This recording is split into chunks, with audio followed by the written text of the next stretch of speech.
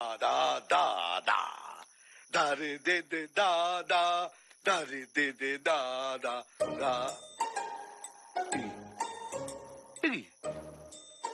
সিঁড়িটা আবার এখানে? ওপরে নিশ্চয়ই কোনো খেলা চলছে। আজ ওপরে উঠে এই খেলাটা শেষ করব। উপরে উঠে আমার কোন মাকে শ্রদ্ধাঞ্জলি দেবে? মানে এই সিঁড়ি দিয়ে উপরে উঠলে তো ভাড়াটেদের ঘরে যাওয়া যায়। তুমি কি দেখে শান্তি পাও? কি কথা বলছিস? আমি প্রথমেই বুঝেছিলাম যখন তুমি বর্ষাকে দেখে এই 1000 টাকা মাইনাস করেছিলে। চুপ! আর এখন বুঝতে পারছি কেন তুমি খাবারে ঘি দিতে বলো। কেন?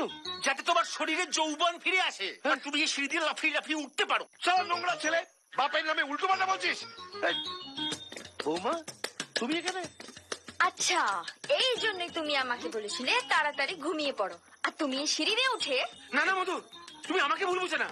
এটা এটা বাবার কাজ। এই সিঁড়িটা বাবা এখানে রেখেছে। আর গতকালও তোমার শ্বশুর মশাই এই কাজটাই করেছিলেন। সাবাস, সাবাস। বৌমার সামনে বাবার নামে কেচ্চার হিস্ট্রি তৈরি করছিস। বৌমা বিশ্বাস করো, আমার খুব চিন্তা হচ্ছে যে রোজ এই সিঁড়িটা এখানে আসে কি করে। তুমি আমার দিকে এভাবে তাকিয়ে আছো কেন? আমার কোনো সিঁড়ির দোষ নেই, বাবার আছে। চুপ! ও ছেলে, না তেলে না ঝোলে। অনেক হয়েছে, ঘরে চলো। আমার দিকে তাকাচ্ছিস কেন? সিঁড়িটা রাখ।